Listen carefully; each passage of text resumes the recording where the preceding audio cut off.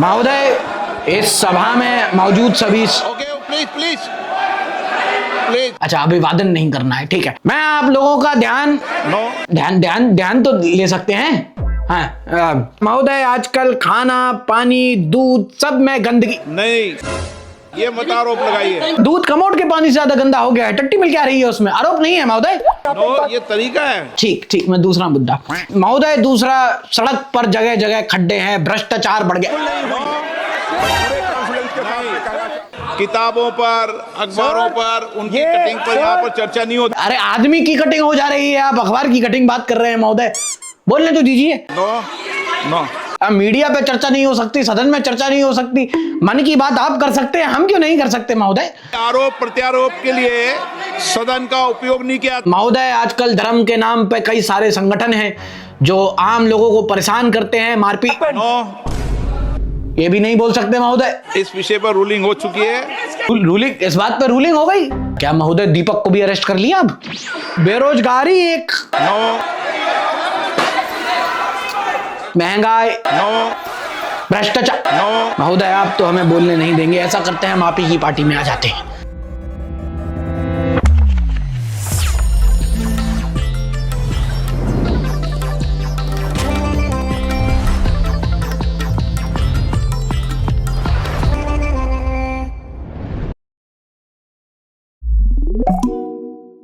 नमस्कार, आदाब, this is Sarthak and you are watching the Sunday show, वो शो जहां हम करेंगे न्यूज की बात एंटरटेनमेंट के साथ। पता नहीं आप ये वीडियो इंडिया पाकिस्तान मैच के बाद देख रहे हो या पहले, पर एक इंटरेस्टिंग स्टैट से स्टार्ट करते हैं। 1983 एंड 2007 ये दो वो साल थे जब जिम्बाब्वे ने ऑस्ट्रेलिया को वर्ल्ड कप में हराया था, और दोनों साल इंडिया वर्ल्ड कप जीती थी। ये इतिहास में अभी तक सिर्फ 2 बार हुआ था। और अब इस साल, इस हफ्ते, जब T20 वर्ल्ड कप में जिम्बाब्वे ने ऑस्ट्रेलिया को हरा दिया, the first major upset of this year. वो कहते हैं ना अंग्रेजी में, स्टार्स आर अलाइनिंग। खाइए, जीतने का एडवांस खुशी। एंड ऑब्वियसली मैं ये वीडियो मैच के पहले शूट कर रहा हूं, तो I do not know about the play, but I can predict about the players. I want to players to look out for, जो मुझे लगता है खेलेंगे इंडिया में। हार्दिक पांड्या, रिंकू सिंह। पाकिस्तान की टीम में उनका एक ओपनर है सैम अयूब, बहुत क्लासिकल लेफ्ट हैंडर प्लेयर, बहुत बढ़िया टाइमिंग, बहुत क्लासिक। जब शॉट खेलता है बहुत अच्छा लगता है, मुझे लगता है वो खेल सकता है। और एक उस्मान तारिक, वो भाई वो ऐसे करके रन अप लाइन तक आ जाता है पूरा, और फिर वेट करता है। बैट्समैन भाई बकायदा चाय पी के अखबार पढ़ लेता है, तब जाके वो बॉल फेंकता है। खैर, वर्ल्ड कप मैचेस में एक्सेप्ट वन टाइम हमेशा इंडिया जीतता आया है, but history has a tendency to surprise. इस बार कौन जीतेगा कह नहीं सकते, बट उतना इजी नहीं होगा जितना पिछले साल था। आपके लिए एक टास्क देता हूं, कमेंट करके बताओ कि क्या स्कोर होने वाला है, और जो सबसे क्लोजेस्ट प्रेडिक्ट करेगा उसका कमेंट में पिन कर दूंगा। वहां अपना गेम चल रहा है, अपन अपना गेम खेलते हैं। एंड नाउ हफ्ते भर की headlines will sum up in our first segment. पहली अपडेट है कानपुर के हिट एंड रन केस की। हाँ, वही बाप लोगों को तमाकू से मार रहा था, बेटा लैम्बोर्गिनी से। वही प्लेबुक रिपीट हुई, लड़का अरेस्ट नहीं हुआ कि पहले लॉयर ने आके बोला कि भैया गाड़ी तो उनका ड्राइवर चला रहा था। पता नहीं ऐसे डेंजरस सिचुएशन में मैं ऑटोमेटिकली आगे कैसे आ जाता हूँ। बट जैसे ही मामला तूल पकड़ा और यूपी पुलिस ने अवधि बॉबी देओल को अरेस्ट किया, सिर्फ कुछ ही घंटों के अंदर 20,000 रुपए के बेल बॉन्ड पे इसको जमानत मिल जाती है। भाई की ड्राइविंग स्किल्स नहीं है, पर ऐसे बहुत अच्छा लिखता होगा। बेल तुम देख रहे हो, 20,000 रुपए में मिल गई। इतना तो तेल लग जाएगा। तो भाई 200 लीटर आता है 20,000 रुपए में। अरे यार, स्टीयरिंग कवर आ जाएगा। आज तक ऐसा नहीं हुआ है कि कोई बड़ी गाड़ी से हिट एंड रन केस हो और उसको सजा दी गई हो। डूड, हद में रहना मेरे साथ। किसी ने सही कहा था, इस देश में रहना अपने आप में एक ड्यूरेबिलिटी टेस्ट है। गाड़ी चलाओ तो कोई खड्डे में गिर के मर जाओगे, और सड़क पे पैदल चलो तो कोई गाड़ी से तुम्हें मार देगा। अगर हम करें तो करें क्या, बोले तो बोले क्या। इन दिनों देश में एक बड़ा विवाद चल रहा है। दरअसल सिंगल टीचर स्कूल जो है वो तो ऑलरेडी बंद हो रहे थे। अभी हाल ही में एक रिपोर्ट आई है कि पिछले 10 सालों में जहां पॉपुलेशन देश का बड़ा है, आबादी बड़ी है, कंपैरेटिवली जो स्कूल एनरोलमेंट्स हैं वो कम हो गए हैं। मतलब एक बहुत बड़े तबके पे स्कूल एनरोलमेंट, मतलब स्कूल में अब दाखिला ही नहीं हो रहा उतना, मतलब एजुकेशन बिल्कुल कोर से कोलैप्स कर रहा है। और इस चीज पे अगर तुम सोच रहे हो कि बवाल हो रहा है, जो मैंने शुरू में बताया, बड़े बेवकूफ हो तुम। दरअसल एक मूवी आ रही है, उसके टाइटल को लेकर काफी विवाद चल रहा है। मूवी का नाम है घूसखोर पंडित, जिसमें काफी सेंटिमेंट हर्ट हो गए कि आपने कैसे कम्युनिटी को सिंगल आउट कर दिया, कैसे बोल दिया कि पंडित घूसखोर होते हैं, जबकि आजकल तो सब है। मामला सुप्रीम कोर्ट पहुंचा। एक तो इतनी जल्दी ये फालतू के मामले सुप्रीम कोर्ट पहुंच कैसे जाते हैं? कुछ लोग बैठे हैं, उनकी कहीं सुनवाई नहीं हो रही। बड़े बड़े मैटरों की दलीलें फाइल हो जाती हैं, जज साहब की कहीं शादी होती है, कहीं छुट्टी पे होते हैं, कहीं बेंच स्ट्रेंथ नहीं होती, उनको सुप्रीम कोर्ट का गेट देखने को नहीं मिलता। लेकिन ऐसे मामलों में खबर आती है, फिर सीधी सुप्रीम कोर्ट का जजमेंट। हमारे यहाँ ऐसा ही होता है। खैर, कोर्ट ने कहा कि फिल्म का टाइटल एक पर्टिकुलर कम्युनिटी को टारगेट करती है, इसलिए तुरंत इसका टाइटल बदला जाए। मूवी मेकर्स को कहा कि 19 तारीख के पहले एक एफिडेविट फाइल करो जिसमें मूवी का नया टाइटल दो। कोर्ट ने यह भी कहा कि फिल्म में अगर कोई और ऑब्जेक्शनल चीज हो, जैसे कि कोई हेट स्पीच, नहीं, अगर कोई कम्युनल कोई किस विस कर रहा हो तो वो हटा देना, वो हमारी संस्कृति खराब हो जाएगी। फिलहाल मूवी का टाइटल चेंज होगा क्योंकि बहुत लोगों के सेंटिमेंट हर्ट हो गए थे। एक तो लोगों के सेंटिमेंट ना मेल ईगो से खराब हो चुके हैं आजकल, जब देखो तब हर्ट हो जाते हैं। इसमें क्या बलात्कारी हूं मैं? अरे ये तो फेमिनिस्ट वाला जोक था। अच्छा, आपको पिछले एपिसोड से ये वाली वीडियो याद है? हाँ, बीजेपी असम के ऑफिशियल हैंडल से वीडियो शेयर हुई थी जहां चीफ मिनिस्टर साहब मुसलमानों को टारगेट कर रहे थे। और जब इंटरनेट पर लोगों ने इसे बहुत ज्यादा कॉल आउट किया तो अब बीजेपी असम ने अपने 4 सोशल मीडिया कन्वीनर को सस्पेंड कर दिया है और बोला कि इन लोगों ने मुसलमानों को गोली मारने की हिमंता शर्मा की एक fake AI generated video share की, जबकि प्रॉम्प्ट अनुराग ठाकुर के लिए था। अगली खबर आती है इंदौर से, जहां वहां नारसी मौजी कॉलेज में वैलेंटाइन वीक के दौरान वहां के कॉलेज के बच्चे एक फंक्शन कर रहे थे जिसमें बजरंग दल के गुंडे आके वहां पे तोड़फोड़ कर देते हैं। तो यही चिल्ला रहे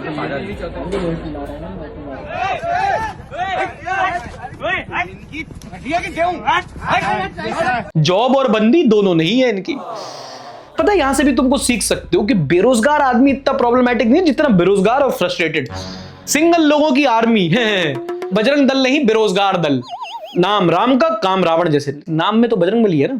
अच्छा देश है, बट कांट किस इन पब्लिक। हाँ, पिस इन पब्लिक से आता है भाई, एक वीडियो वायरल हुई थी इस हफ्ते जहां पे स्वच्छ भारत की विचारधारा लिखी है, वहीं पर आदमी अपनी धारा निकाल रहा है, लेकिन तब किसी के सेंटिमेंट हर्ट नहीं होते। टोपी पहन के करता तो शायद। पिस्ट के साथ ऐसा क्यों नहीं करते? क्योंकि वो एक पार्टी के निकल जाते हैं।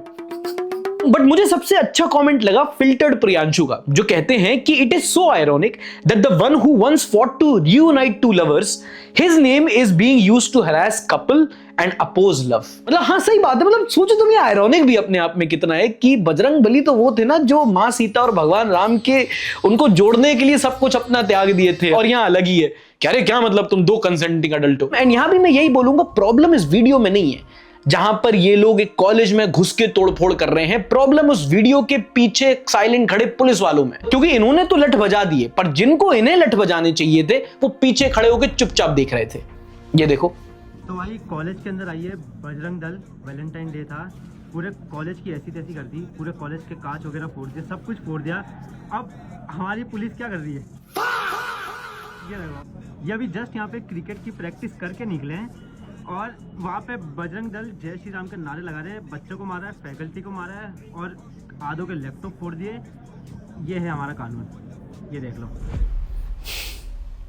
भाई। इसी को कहते हैं स्टेट स्पॉन्सर होना, इसी को कहते हैं मोबोक्रेसी। तोड़फोड़ करने वालों में प्रॉब्लम नहीं है, पर तोड़फोड़ करने के बाद उसका कोई परिणाम ना होना, उसका कोई खामियाजा उनको ना भुगतना, उस चीज में प्रॉब्लम है। क्योंकि क्राइम तो हर जगह होते हैं, पर जब पनिशमेंट ना हो तो वो law and order and policing का फेलियर है। बहुत बड़ी बड़ी बातें बोल दी, इन लोग की बात समझ में नहीं आएगी। मैंने एक ट्वीट किया था इस हफ्ते, भगवा गमछे के सामने खाकी वर्दी कमजोर हो गई है। मेरा देश बदल रहा है, पीछे जा रहा है, पीछे तो खाई है। They work under the influence of politicians for the sake of their jobs and posting. आपने बहुत बड़ी बात बोल दी, पुलिस वाले क्या ही बोल देंगे, क्योंकि जी हुजूरी तो सबको एक ही जन की करनी होती है, जो लोग पार्लियामेंट जाते हैं। वेलकम। इन बजरंग दल के कॉलेज में एंट्री कौन दे रहा है? ले रहे हैं वो, दे कौन रहा है? पहली गल के किसी ना मेल जोड़नी मेरा। अगली बड़ी कंट्रोवर्सी हुई जब यूट्यूबर नीतीश राजपूत को एडिक्विटी नाम की फर्म ने 2.5 करोड़ रुपए का डिफेमेशन का नोटिस 2.5 करोड़ रुपए का।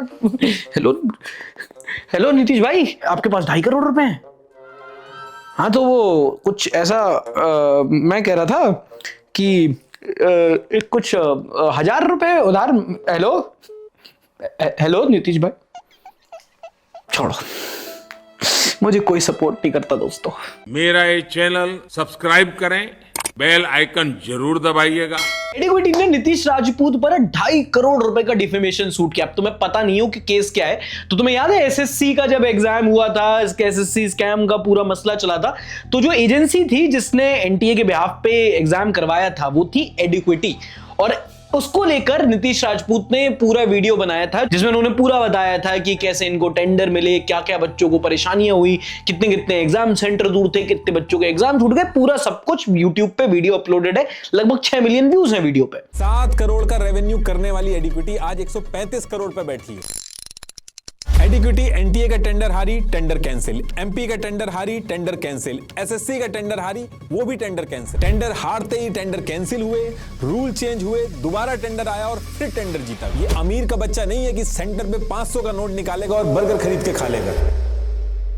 अपनी वीडियो की रिसर्च के लिए नीतीश राजपूत ने कई सारी student testimonies, RTI replies, news reports का यूज किया था। अब इन पर एडिक्विटी ने डिफेमेशन का केस किया है और बोला है कि the video contains misleading information and has harm the companies reputation, और इस रेप्यूटेशन डैमेज का ही भरपाई चाहते हैं in cash and in kind. पैसे भी दो और वीडियो भी डिलीट करो। अच्छा, इनको तो डिफेमेशन नोटिस भेजा है, न्यूज लॉन्ड्री पे ऑलरेडी केस कर चुके हैं, वो आपको इंटरनेट पे मिल जाएगा। और ये बहुत स्टैंडर्ड प्लेबुक है बड़े बड़े कंपनीज और कॉर्पोरेट का। बढ़िया बढ़िया लॉयर्स की टीम होती है, एक स्ट्रॉन्ग केस बना के कोर्ट में जाते हैं और कोर्ट में होता है कि स्टेटस को मेंटेन हो जाए। इन मोस्ट केसेस कोर्ट एक एडवाइजरी जारी करता है कि इस केस पे ज्यादा बात नहीं की जाए, और फिर उस एडवाइजरी का बयान देके ये बाकी लोगों का मुंह बंद कराते हैं। थोड़ी तो शर्म खा लो। ये कोर्ट कचहरी ऑफिशियल कॉर्पोरेट डॉक्यूमेंटेशन के अलावा बाहर भी एक रियल दुनिया होती है जहां तुम्हें अपने आप से मिलना होता है। एक यूट्यूबर को परेशान कर रहे हो और आपको भी पता है आपने टेंडर कैसे फाइल किया और उसको एग्जीक्यूट करने के लिए कैसे कैसे एग्जाम सेंटर हुए, बच्चों ने क्या क्या परेशानी दी, कैसे कैसे बच्चे तैयारी करते हैं एसएससी की। कभी कभी जाके देखना, ऐसे ऐसे बच्चे प्रिपेयर करते हैं, झोपड़पट्टी में छत टपक रही होती है, यहाँ पे पढ़ रहे होते हैं, बगल में एक भगोना रखा होता है जिसमें पानी चू चू करके टपक रहा होता है। वो बच्चा जाता है एसएससी की तैयारी करके कुछ अपने घर वालों को एक उद्धार करने के लिए, उसको आप अपने घर से सीधा 200-300 किलोमीटर बाहर का सेंटर देते हो। उस बच्चे के फ्यूचर और उसकी फैमिली की उम्मीदों के साथ जो खिलवाड़ होता है ना, वो 2.5 करोड़ के आप 250 करोड़ भी ले लो 50 यूट्यूबरों से, आप भरपाई नहीं कर पाओगे उसकी। जितने बच्चे हैं ना जो जब स्कैम होता है जा जाके तुम यूट्यूबरों के डीएम में लिखते हो कि इस बात पे बात करो, उस पे बात करो, लो कर ली उसने बात, आप कोर्ट कचहरी में परेशान करेंगे उसको। इसीलिए कोई बात नहीं करता आपके हक की। यूट्यूबरों से अकाउंटेबिलिटी मांगने से कभी फुर्सत मिले तो अपनी मीडिया और सरकार से भी अकाउंटेबिलिटी मांगो। Just a suggestion. एंड आजकल यूट्यूब पे बहुत कंट्रोवर्सी चल रही है। अगली हुई इन दोनों को लेकर, नहीं इनकी तो हो गई ना, हाँ इनका तो मैटर हो गया, दोनों ने वीडियो डाल ली सब अपना, हाँ खत्म, भूल गए सब। अगली हुई है कैरी मिनाती को लेकर। कैरी मिनाती ने अपने YouTube चैनल पर कॉफी विद करण की पैरोडी वीडियो अपलोड की थी, कॉफी विद जलन। एंड तुम जानते हो coffee for Karan is what Amitabh is to Rekha. Topic को लेकर थोड़ा टची है। अब जलन तो हुई या तो करण जौहर को या जिनके इसकी पैरोडी हुई थी, रणवीर सिंह, खली और सलमान खान। तो एंड टू बी ऑनेस्ट यहाँ तो मैं मानूंगा बहुत ज्यादा ही स्टीरियोटाइप कर दिया था। खैर करण जौहर साहब मामले को कोर्ट ले गए और बॉम्बे हाई कोर्ट ने अजय नागर AKA कैरी मिनाती को कहा कि अपने चैनल से आप वीडियो डिलीट कर दीजिए। कोर्ट ने बचा लिया, वरना कमेंट सेक्शन पढ़ के तो वैसे ही कर दे रहा था। आजकल मामला दोस्तों सेफ नहीं है, थोड़े से मजे ले लो, लोग हाथ धो के पीछे पड़ जाते हैं। सफेद कपड़ा, नहीं सफेद कपड़ा, फालतू की बातें मत करवाया करो मुझसे, सफेद कपड़ा। अच्छा, राजपाल यादव का केस तो तुमने सुन ही लिया होगा। छोटा डॉन आजकल जेल की सलाखों के पीछे नहीं है और कोई फिल्म की शूटिंग नहीं हो रही है, इन्हीं की फिल्म बन गई है। दरअसल इन पर लेनदारों के 9 करोड़ रुपए वापस ना चुकाने का आरोप है। अब आपका थोड़ा सा सर फटेगा यहाँ पे, पर मामला आज से 15 साल पुराना है। 2010 में अपनी मूवी अता पता लापता के लिए इन्होंने एक प्राइवेट फर्म से 5 करोड़ रुपए उधार लिए थे। 2 साल बाद 2012 में फिल्म रिलीज भी हुई और फ्लॉप भी हो गई। अब फिल्म चले ना चले, इन्वेस्टर का काम चलना चाहिए, उसने पैसे मांगे तो इन्होंने उनको चेक काट के दिया, और वो चेक जब बैंक में लेके गए तो पता चला कि चेक नहीं उनका कट गया है, क्योंकि वो बाउंस हो गया। फिर वो दोबारा गए, उन्होंने बोला तुमने चेक दिया था, वो गलती हो गई सर, गलती हो गई, सॉरी, दूसरा चेक लिख के दिया। दूसरा गए, फिर बाउंस, फिर बाउंस, फिर बाउंस। इतना बाउंस एमसीजी की पिच पे बॉलर्स को नहीं मिलता जितना इनके चेक को मिल गया। बाद में राजपाल यादव के खिलाफ सेक्शन 138 के तहत कोर्ट में केस दर्ज हुआ। काफी टाइम कोर्ट कचहरी का चक्कर चला। वो 5 करोड़ का मूल ब्याज चलते चलते आज 9 करोड़ का हो गया है और राजपाल यादव अभी तक पैसे नहीं दे पाए हैं। इनफैक्ट इन्होंने इस हफ्ते पुलिस के सामने सरेंडर कर दिया कि भैया मेरे पास तो इतने पैसे नहीं है और मैं बहुत अकेला हूं, मेरे कोई हेल्प करने वाला भी नहीं है। अब अगली हियरिंग 16 फरवरी को होगी। बट यहाँ पे बताना जरूरी है कि स्टोरी ना थोड़ी मैच नहीं कर रही, क्योंकि राजपाल यादव की जो नेटवर्थ अगर आप देखोगे, उनका इंडस्ट्री कनेक्शन देखोगे, उनकी फेस वैल्यू, जितना उन्होंने काम की है, क्योंकि ऐसा नहीं है बिल्कुल काम नहीं मिल रहा, over the period of time कई सारी मूवीज उन्होंने की हैं। 5-6 करोड़ तुम्हारे लिए मेरे लिए ज्यादा होंगे, but let's be honest, Rajpal Yadav के लिए अगर बिल्कुल ही ईमान पे बात आ जाए कि देना पड़ेगा वरना कल जेल चले जाएंगे, तो उतने पैसे की जुगाड़ वो भी कर सकते हैं। अभी इनके पास पैसे हैं नहीं, ये दे नहीं पा रहे या देना नहीं चाहते, ये छोटे पंडित की बड़ी मिस्ट्री है। एंड यू नो, ये बाउंस चेक जितना तुम्हें लगता है उससे बहुत ज्यादा होते हैं। It's a very interesting topic to put the spotlight on. हमारे कानून में इसकी बात कही गई है under the negotiable instrument act 1881, और ये बाउंस चेक के केसेस बहुत ज्यादा फाइल होते हैं। जिनका लीगल बैकग्राउंड है वो इस बात को समझेंगे। मैं नंबर्स के थ्रू बताता हूं। दिल्ली के 11 कोर्ट है और इन 11 कोर्ट में कुल मिला के लगभग 15.5 लाख क्रिमिनल केसेस फाइल्ड हैं। इनमें से लगभग 5.5 लाख यानी कि लगभग 35% केसेस बाउंस चेक के हैं, और सिर्फ एक साल में ज्यादा बढ़ गए हैं। 2024 में 4.5 लाख थे, 2025 आते चाहते ये 5.5 लाख केसेस हो गए। इसमें पूरा इंडियन एक्सप्रेस का ये वाला आर्टिकल है, मैं डिस्क्रिप्शन में लिंक दे दूंगा, जाके पढ़ लेना आराम से, बहुत इंटरेस्टिंग है। अगली कंट्रोवर्सी सुनो तुम शोर सभा से, आई मीन लोकसभा से। अरे बोलने नो मैं बस न्यूज बता नहीं लूंगा मोदी जी का। नो अच्छा सिर्फ न्यूज बता। अरे मैं कर नहीं रहा हूं, मैं बस इतना न्यूज थोड़ी सी एक खबर बताऊंगा डिटेल में। नो मैं बस इतना बताना चाहता हूं कि सदन में इनके खिलाफ एक नो कॉन्फिडेंस मोशन। माइक का कंट्रोल माइक का, मेरा माइक का। हाँ, लोकसभा के मैच में इन दिनों एम्पायर को लेकर ही विवाद चल रहा है। हाँ, ऑपोजिशन ने लोकसभा के स्पीकर ओम बिरला के खिलाफ एक नो कॉन्फिडेंस मोशन पारित किया है with 118 members signing to it. No confidence motion जब उनको लगता है कि भाई नहीं हमारा काम नहीं बन पा रहा, इनसे हमें इन पर बिल्कुल भरोसा नहीं है। नो ट्रस्ट मोशन भी कह सकते हो उसको तुम। ओम बिरला पर एक्टिंग इन ब्लिटेंटली पार्टिजन मैनर यानी पक्षपात का आरोप लगाया गया है। विपक्ष का कहना है कि बजट सत्र के दौरान लोकसभा स्पीकर ओम बिरला ने leader of opposition Rahul Gandhi को बोलने का मौका ही नहीं दिया, और इनमें से 8 मेंबर्स को गलत सस्पेंशन भी किया, जो कि मुझे बहुत पर्सनली गलत लगता है। ओम बिरला देखो भाई, सबकी पॉलिटिक्स असाइड, बट क्या क्यूट आदमी है। देखो ओम बिरला को देख के ऐसा लगता है कि एक वृद्ध आदमी चिल्ड्रंस पार्क में आ गया हो, अपना बचपना देख के ही is just happy to be there ना। उन्हें इस साइड से मतलब है, वो इस साइड को देख के भी स्माइल करते हैं, वो उस साइड को भी देख के स्माइल करते हैं। एक को सुनते रहते हैं, दूसरे को बोलने नहीं देते, वो बात अलग है। और जब मोदी जी बोल रहे हो तो ऐसा लगता है कि किसी भी मोमेंट पे उठ के वो रोज डे विश कर देंगे। आदरणीय अध्यक्ष जी,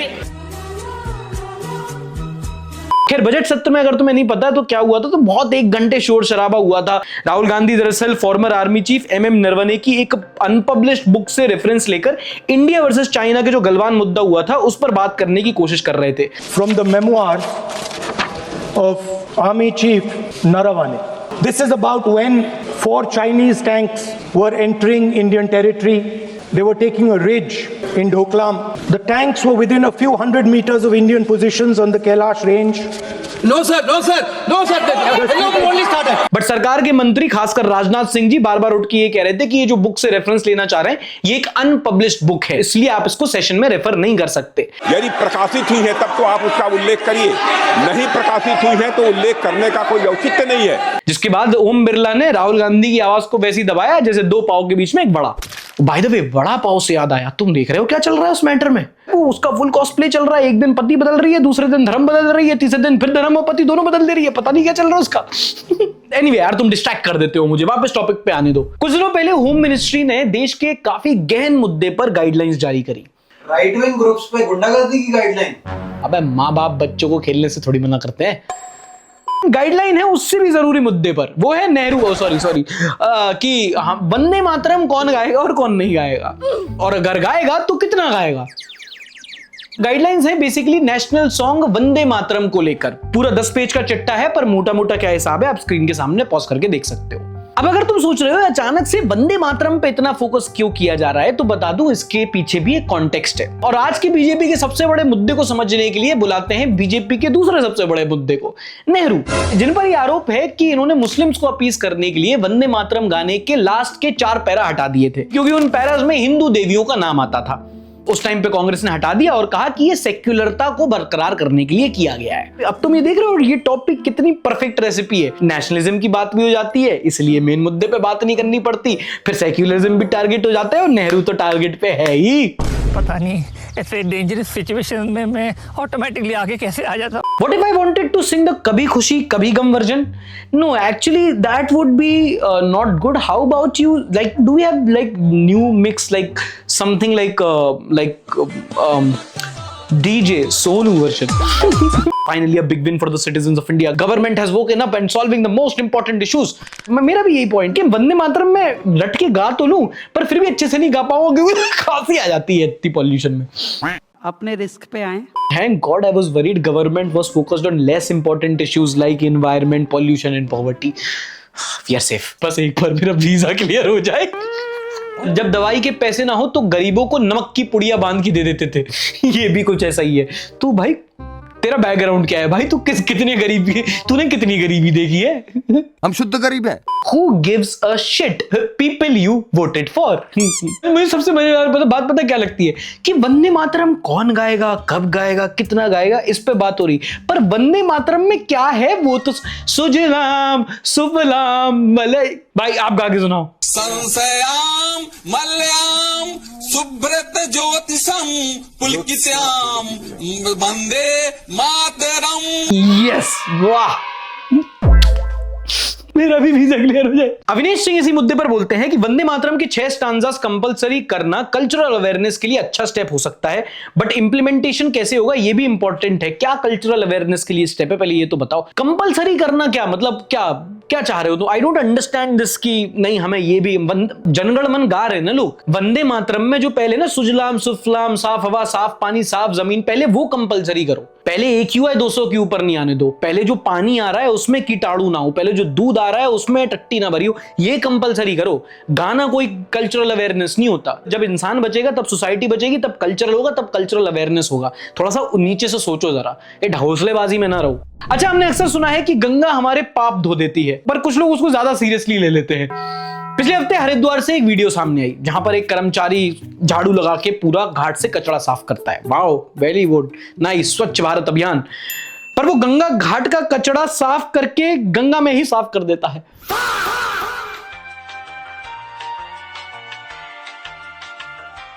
ट्रू एग्जाम्पल ऑफ राम तेरी गंगा मैली। A river worshipped as divine treated like a dumping ground। यही तो आयरनी है हमारे देश की। ऋषिकेश से किसी ने वीडियो बनाई थी कि वो देख रहे हो आप, गंगा जा रही है, गंगा में ये देखिए आप पूरा नाला ड्रेन बिना अनट्रीटेड सीवेज छोड़ा जा रहा है। तो एक कमेंटर आता है नीचे कहता है कि गंगा नहीं गंगा मां बोल। मैं तुम्हारी कंट्रोल इशू पे फोकस कर ले, आंखों से पट्टी खोल ले। एंड बस यहाँ पे 2 पॉइंट। पहली बात तो अपने उस ढोसले से बाहर निकल जाओ प्लीज, कि हम ना बस नदी को मां बोलते हैं तो उसे मां मानते नहीं मानते। भाई हम बहुत बड़ी हिपोक्रेट कम्युनिटी है इस मामले में। वो उन देशों में जाओ जो नदी को बस नदी मानते हैं और देखो उसको कितना साफ रखते हैं, और एक हम है नदी को मां बोलते हैं, उसकी पूजा करते हैं और फिर सारी पूजा सामग्री पन्नी सहित उसी में डाल देते हैं। जिस शहर से गंगा निकलती है वहां के लोकलाइट्स इस बात को मानेंगे कि फैक्ट्री तो छोड़ो, नाले के नाले बिना ट्रीट किए उसमें डाल दिए जाते हैं। 30,000 करोड़ रुपए आपके और हमारे टैक्स के पैसों से शुरू हुआ था नमामि गंगे प्रोग्राम। क्या हुआ उसका? तुम्हें अगर मेरी बात झूठ लग रही हो तो ये व्यक्ति हैं जेरेमी वेड। ये दुनिया भर की नदियों का अध्ययन किया है इन्होंने। एक शो करते थे ये रिवर मॉन्स्टर्स, कितने सारे इंडेंजर्ड एक्वेटिक एनिमल्स हैं जिनके लिए इन्होंने काम किया। हाल ही में इन्होंने अपनी एक डॉक्यूमेंट्री डाली थी गंगा नदी पर, जिसमें ये गंगा नदी में जाते हैं, 80 घाट पे पानी निकालते हैं, पानी निकाल के देखते हैं उसका FC काउंट कितना है, और उसमें वही बैक्टीरिया मिलता है जो अभी तुम्हारे अमूल के दूध में मिला। Pure water. This is what water should look like. This is the Ganges water. What does this mean? It means fecal coliform bacteria. Basically, the water here is full of human waste. मतलब विदेशी जो होते हैं ना, वो आके देखते हैं कि भाई वो पानी जिसको हम आचमन कर ले रहे हैं, वो उस पानी को सूंघना तक पसंद नहीं करते। थोड़ा प्लीज तुम्हारा ईगो हर्ट करना चाह रहा हूं यहाँ पे, ताकि तुम जो नदी को मां बोलते हो उसे मानना भी सीखो। Recommendation of the week, Jeremy Wade का गंगा नदी पर ये वाला वीडियो YouTube पे आपको फ्री मिल जाएगा, एक बार जाके जरूर देखना। और आपको ये सुन के लग रहा है कि भाई देश तो गड्ढे में जा रहा है, तो भाई मैं बता दूं आप गलत हैं, क्योंकि देश नहीं, देशवासी ही गड्ढे में जा रहे हैं। Ministry of road transport and highways ने बताया है कि पिछले 5 सालों में हमारे देश में पोर्टहोल्स रिलेटेड डेथ 50% बढ़ गई हैं। हाँ, सिर्फ खड्डों में गिर के पिछले 5 सालों में लगभग 10,000 लोगों की जान गई है। दैट्स 6 लाइव्स पर day. Corruption yes, dignity of life no. और ये तो वो लोग हैं जो नंबर्स बन के रह गए हैं क्योंकि हमारे बीच नहीं है। इनसे दुगना नंबर उन लोगों का है जिनकी एक्सीडेंट में सीरियस इंजरीज हुई हैं। कहीं जा रहे थे, खड्डे में गिर गई गाड़ी, एक्सीडेंट हुआ, किसी के सर में चोट आई, किसी को कोई एम्प्यूटेट हो गया।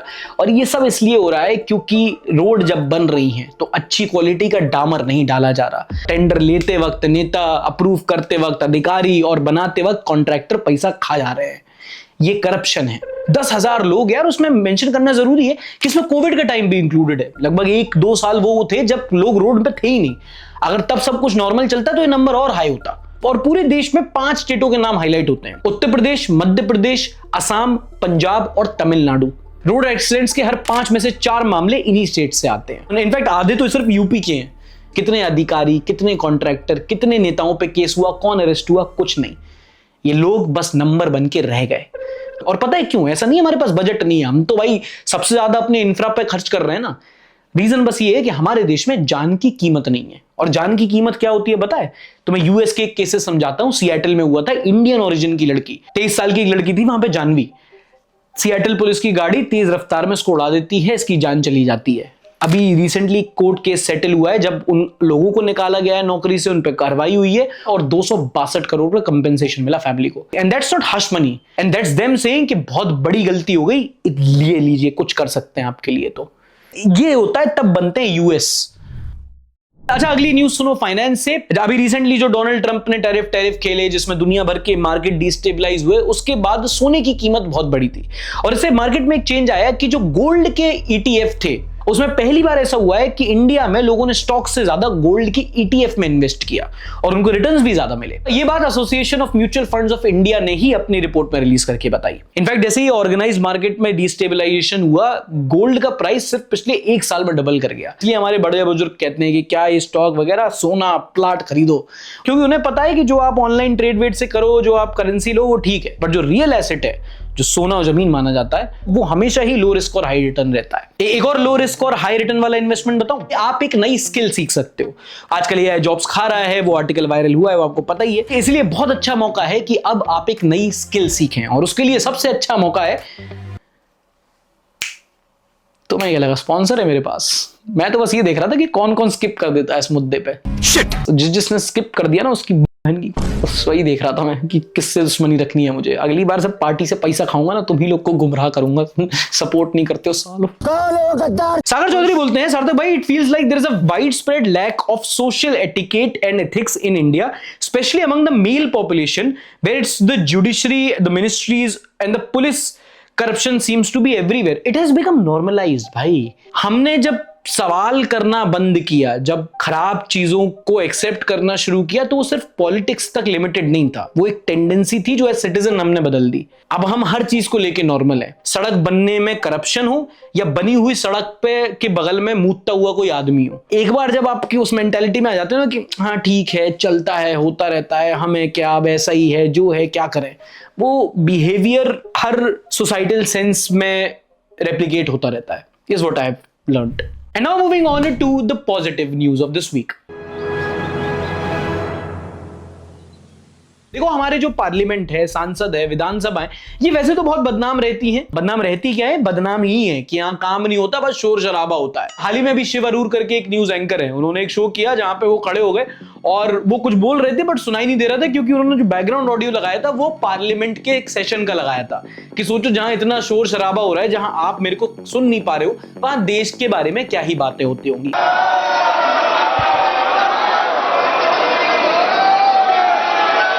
यहां भी ऐसे ऐसे टाइम दिख जाते हैं जहां कुछ ऐसे पॉलिटिशियंस होते हैं, 1-2 नेता, जो कभी कभी अच्छा काम करते हैं। आजकल 2 लोगों का जिनका नाम सामने आ रहा है, उनमें से एक है बीजेपी की मैथिली ठाकुर, जिन्होंने विधानसभा में अपनी ही सरकार के हेल्थ मिनिस्टर मंगल पांडे से अपनी कॉन्स्टिट्यूएंसी में जो अस्पताल है उसकी जर्जर हालत पे सवाल उठाए। उन्होंने आके खड़े होकर कह दिया कि नहीं नहीं मैडम, सब ठीक है। तो उन्होंने फिर दोबारा कहा, उत्तर जो मिला है मैं उससे पूर्णतः संतुष्ट नहीं हूँ। मैं खुद जाकर के देखी हूँ, भवन जर्जर स्थिति में है वहाँ पे एक छोटे से कमरे में स्वास्थ्य व्यवस्था का संचालन हो रहा है। पूर्व में वहाँ पर 2 MBBS चिकित्सक थे, लेकिन अभी नहीं है। हमें वहाँ पे 2 MBBS डॉक्टर्स की आवश्यकता है। और ये बहुत छोटी बात है, आम बात है कि एक पॉलिटिशियन अपनी कॉन्स्टिट्यूएंसी के लिए पार्लियामेंट में, विधानसभा में सवाल उठाए, पर आजकल ये बहुत रेयर हो गया है। एंड दूसरी तरफ है आम आदमी पार्टी के राघव चड्ढा।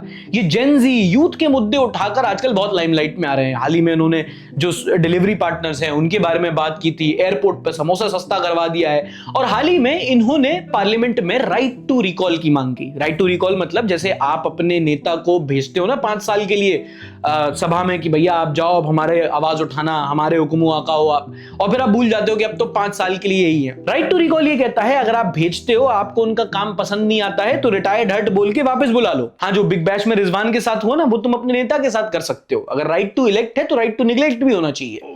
अब ये दोनों 2 अलग अलग पार्टी के हैं, बहुत अलग अलग मुद्दे उठा रहे हैं, बट द पॉइंट इज कि ये मुद्दे उठा रहे हैं। वरना कई बार पार्लियामेंट में ऐसी ऐसी बातें होती है जिससे हम रिलेट नहीं करते। भाई मोदी जी ने कहां जाके कौन सी डील साइन की, हमें क्या पता। वंदे मातरम पे खड़े होके क्या इन्हीं सब में, और अगर नहीं समझ में आए तो तू शेम शेम, यही तुम देखो कभी ऐसा। बिल्कुल कभी कभी संसद टीवी कार्टून नेटवर्क लगता है।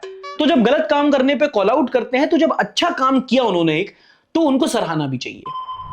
And the next positive news is from Kerala, which has become the first state to provide free education from school to graduation level. हाँ, ना सिर्फ सरकारी स्कूल में फ्री पढ़ना होगा, पर जब कॉलेज में जाएंगे तो भी राज्य सरकार उसका पैसा देगी। और अगर कोई बहुत ब्राइट स्टूडेंट है, कोई मेधावी छात्र है, तो सरकार उसको स्कॉलरशिप पैसे भी देगी। केरला के स्टेट बजट में फाइनेंस मिनिस्टर बालागोपाल ने अनाउंस किया है कि गवर्नमेंट और एडेड कॉलेजेस में आर्ट्स और साइंस ग्रेजुएशन कोर्सेज बिल्कुल फ्री होंगे। इसके लिए स्टेट बजट से यूनिवर्सिटी के लिए करीब 250 करोड़ और स्कॉलरशिप्स के लिए 40 करोड़ एलोकेट किए गए। एंड बिफोर यू से कि ये एक रेवड़ी है, जी नहीं है। एजुकेशन हमेशा एक अच्छे देश में एक स्टेट सब्जेक्ट होता है। बहुत सारी डेवलप्ड कंट्रीज हैं, खासकर कि यूरोप में, वहां पे एजुकेशन जो होता है वो फ्री होता है। और अगर ये रेवड़ी है भी तो सबको दी जानी चाहिए, क्योंकि चाहे वो डेवलपमेंट हो, चाहे पॉल्यूशन, चाहे ओवर पॉपुलेशन, और as rare as civic sense, कोई भी मुद्दा हो, आप उसको सॉल्यूशन पढ़ोगे, हर जगह एक पॉइंट कॉमन होता है, विच इज एजुकेशन। तो ऐसे में अगर आप एजुकेशन पे ज्यादा इन्वेस्ट करते हो तो कोई फ्री भी नहीं, वो लॉन्ग टर्म इन्वेस्टमेंट ही बन जाता है। और केरला ने यहां पे वो करके दिखाया। जिस चीज के लिए तुम ट्रोल करते थे, उन्होंने अपनी स्ट्रेंथ बना ली उसको। परशव पारेख बोलते हैं, I would say one regarding all this cat calling and harassment, India is no one will ever try to file a complaint against a woman if she ever slaps these creeps in the face. I have seen people come to the defense of girls in public places. Then परेख भाई, आप थोड़ा ना इस मामले में किसी लड़की से बात करना। आप कह रहे हो कि अगर कोई लड़की कोई छेड़ रहा है और लड़की उसको थप्पड़ मार देगी तो कोई उसके खिलाफ कंप्लेन फाइल नहीं करेगा, लोग उसको सपोर्ट करेंगे। पर छेड़छाड़ होना और उस लड़की का उसको थप्पड़ मारने के बीच में जो फासला है ना, उसमें बहुत डर और बहुत कंडीशनिंग है। उसमें लड़की ये भी सोचती है कि ये बंदा आज स्टॉक कर रहा है, कल मेरे पे एसिड भी फेंक सकता है। बहुत हद तक लड़कियां लिमिटेड हैं यार। सड़क पे जाती हैं तो लोग छेड़ देता है, वो घर पे इसलिए नहीं बता पाती क्योंकि फिर कल पापा बोलेंगे कि ठीक है अब तू बाहर मत जाना। तो बाहर जो प्रॉब्लम फेस कर रही है ना, वो उसको अगर अंदर सॉल्व करने जाएगी तो एक और प्रॉब्लम में फंस जाएगी। इट्स वेरी इजी टू से एज बॉयज की लड़की ये कर देगी वो कर देगी। तभी इंडियन मेन को ना बहुत कंपैशन की जरूरत है, क्योंकि वो प्रॉब्लम्स जो लड़कियां फेस कर रही होती हैं, आपको उन प्रॉब्लम्स को समझने के लिए भी 4-5 प्रिविलेजेस से बाहर आके देखना पड़ेगा। सॉल्यूशन तो दूर की बात।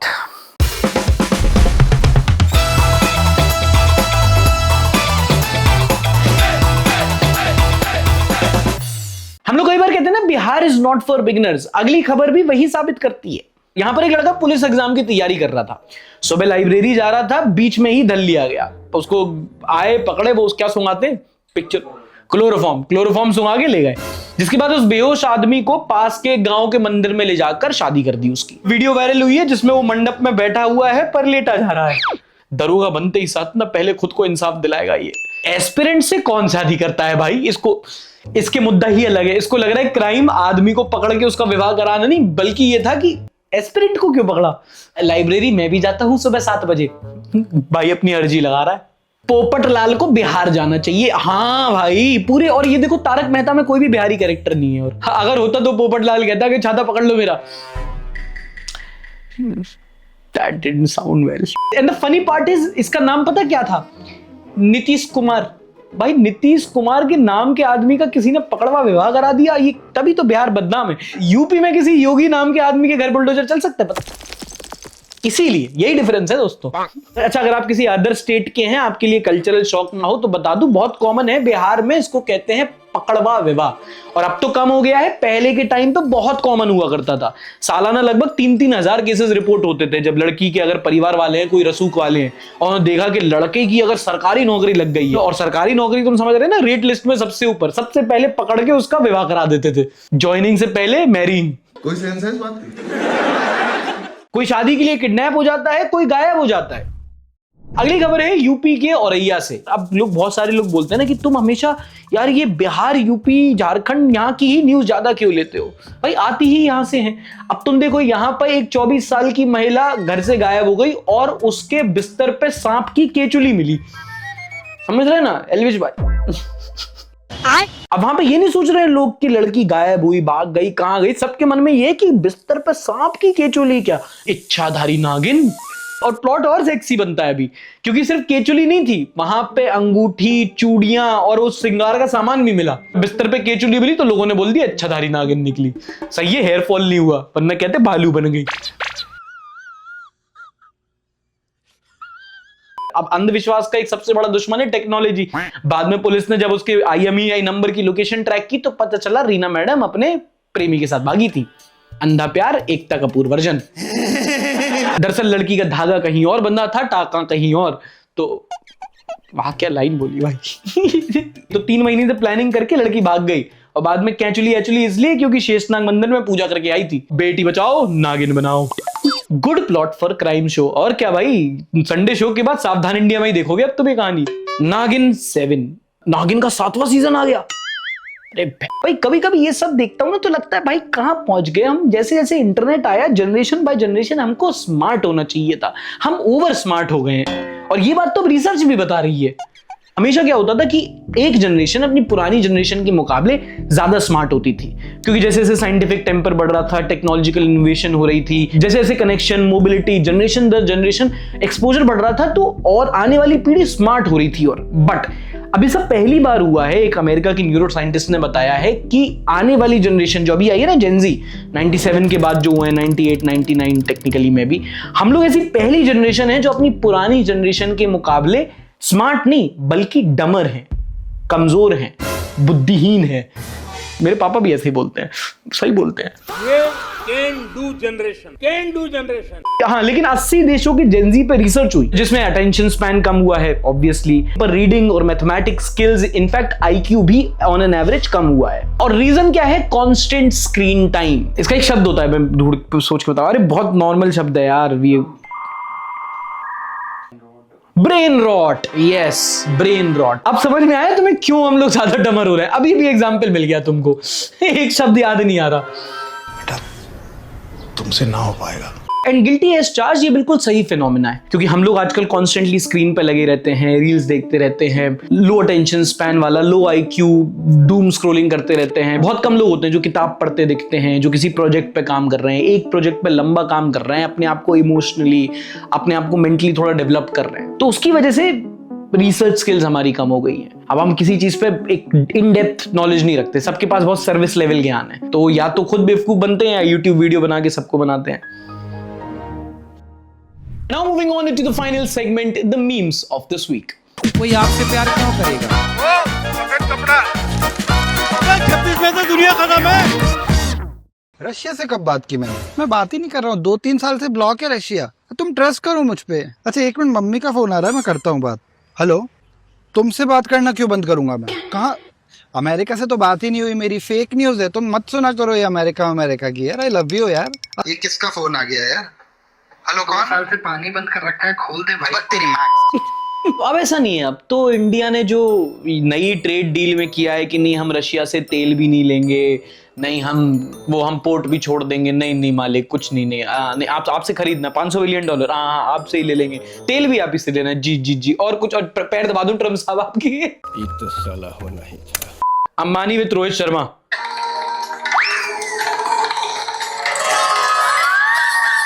कोहली टप्पू को जैसे कोहली दिखा।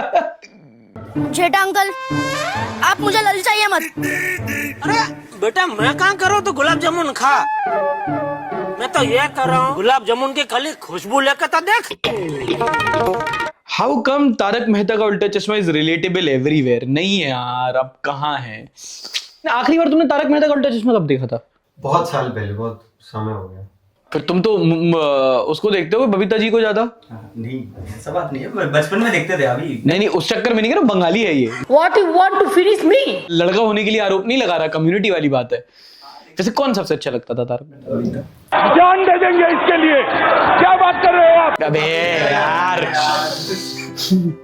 लड़के के लिए ही बोल रहा था दोस्तों, जबरदस्ती बचाने में लगा था, खुद ही कूद गया गड्ढे में। If Jeffrey Epstein was Indian.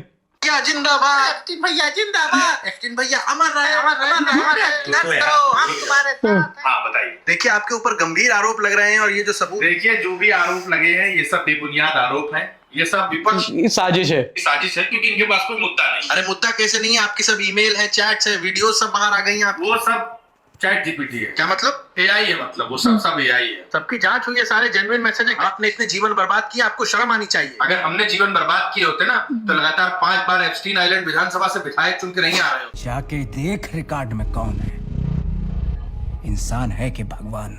जेपस्टीन Saran Singh. और आपको Z+ सिक्योरिटी भी दी जाएगी। हाँ, अरे फूलों की माला चढ़ाई जाएगी। गलती से अगर जेल हो गई तो बेल मिल जाएगी, और जब सारा मामला तूल पकड़ जाएगा तो फिर एक पॉडकास्टर आपके साथ बैठेंगे। Epstein will be MLA in India, MP। Jeffrey Epstein की पार्टी कौन सी होगी, अगर पार्टी होगी तो? Children party. कहता चिल्ड्रंस पार्टी। अबे जेल कराएगा। पता है आजकल इंटरनेट पे लोग कह रहे हैं इस चीज पे, मैटर पे, इसमें जोक नहीं करना चाहिए, और तुम यू डोंट इवन हेजिटेट। भाई कैसे लोग रहते हैं यार यहाँ।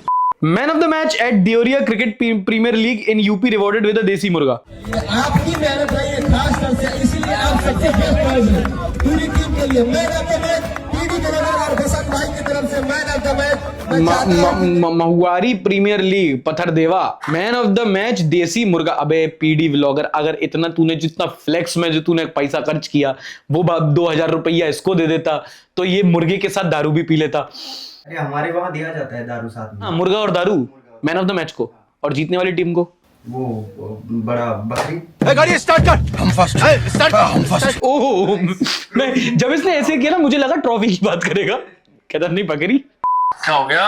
लेफ्ट विंग पगलू। अरे यार गड्ढे में पैर आ गया भाई, क्या घटिया गवर्नमेंट चुनी है यार। रोड के हाल देखियो भाई, बीजेपी ने नाश कर दिया यार दिल्ली का। भाई यार 1 साल में अरे तू तो अंदर बकते है, तू तो बोलेगा ही 1 साल ये लो भैया राशन दे देना, और पिछली बार की तरह 2 किलो कम नहीं होना चाहिए जो तुम आनाकानी करते हो। How does it make sense?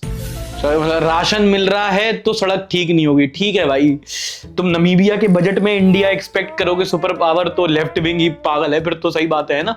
Tax पता है कितना मिलता है अपन, मतलब कितना देते हैं? खैर चलो छोड़ो, जान दो ये बात, अंत वक्त बोल दो। अब तो सटायर कर लिया अपन ने, क्या खुजाऊं नहीं मैं। अबे नॉइज आ रही है।